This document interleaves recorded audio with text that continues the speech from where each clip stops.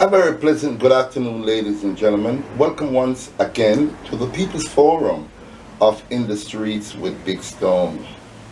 Today I was just looking for something to talk about, and I saw a very disturbing video.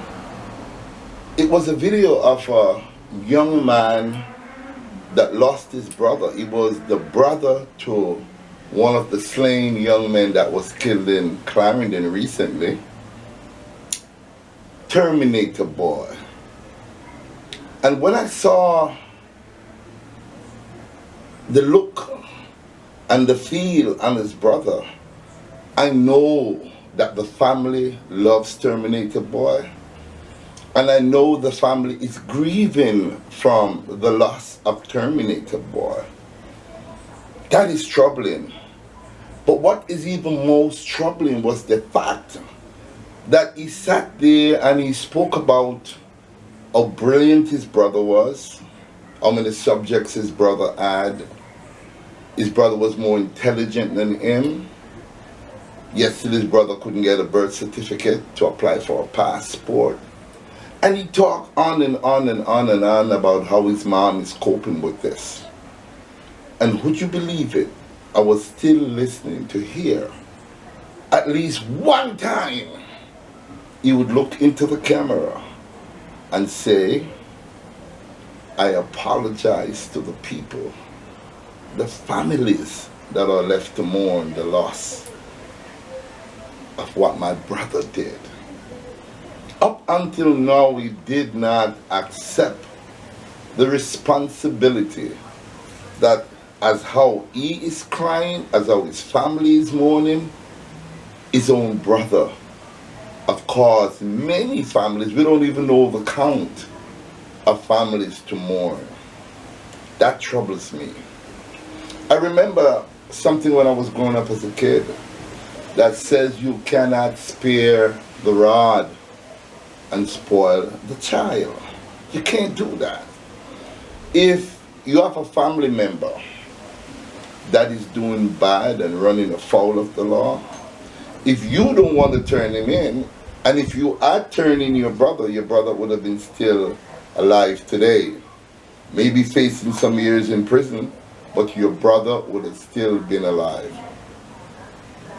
Family members, I'm speaking directly to you. I understand the love that one has for a brother, a sister, a father, a son. I know family love. But if you really care about your loved ones, you try your ever best to steer them away from a life of crime.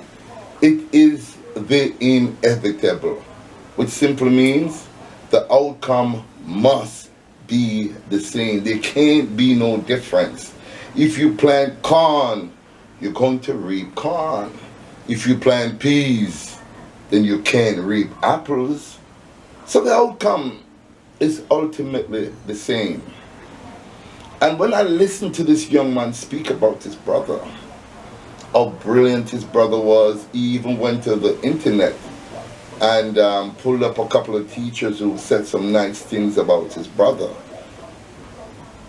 He even went to congratulate the policemen and saying that they're just doing their job.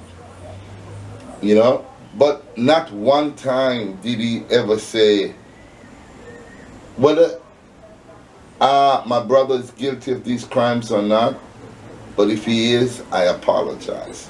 He never said that. We cannot expect a society to be different. And he keeps saying the system sucked him in, the system sucked him in. How come the system didn't suck you in? You were smart enough, you were more intelligent enough.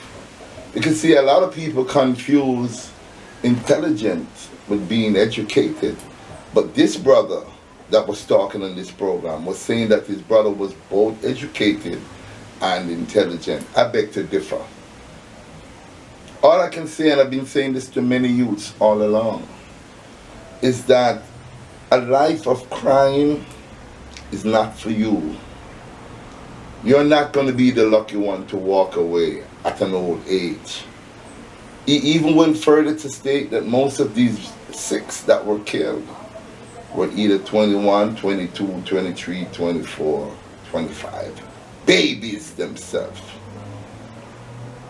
One of the main leader give himself the name Hitler. He, they say, is allegedly responsible for raping at gunpoint a 13-year-old little girl that was just coming home from school. He took her innocence. He took her life, because rape is not something you can easily overcome. It is something that stays with you for years, a lifetime. Young men, as you see how the police is working, Preke boy, Plank, the Clarendon 6, another wanted man was nabbed in Westmoreland recently. The police are working overtime. So I'm asking you, now is the time for you to stop what you're doing. I was reading the comments, and a lot of people were saying that just the way this young man was talking peed him off, because he was just talking about the loss of his brother, and he didn't mention the victim's family, not even in the least. I saw pain on his face, of course, but I did not see remorse in terms of, if your brother live a certain way, he's going to die a certain way. They say if you live by the gun, you're going to die by the gun. If you live by the sword, you're going to die by the sword. Young man, I'm appealing to you.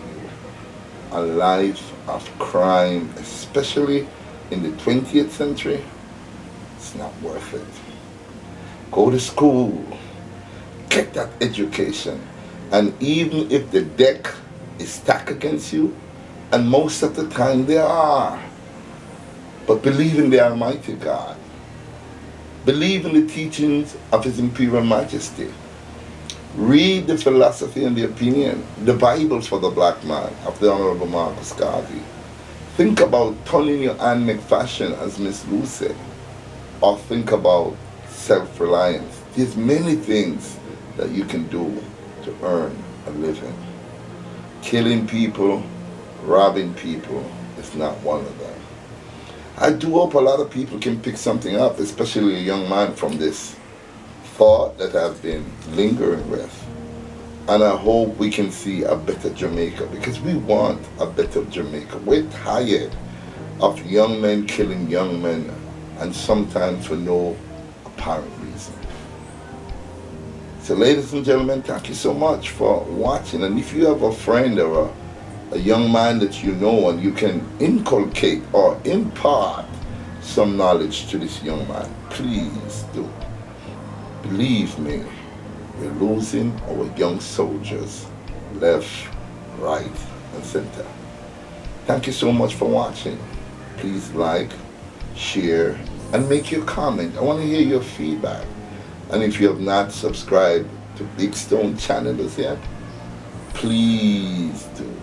Oh, on a footnote, Bundy Wailer is getting better, but we should only hope that now that he's getting better, we can give him that good news that Sister Jean Watt is found. She's still missing, and we're still searching for her. Thank you.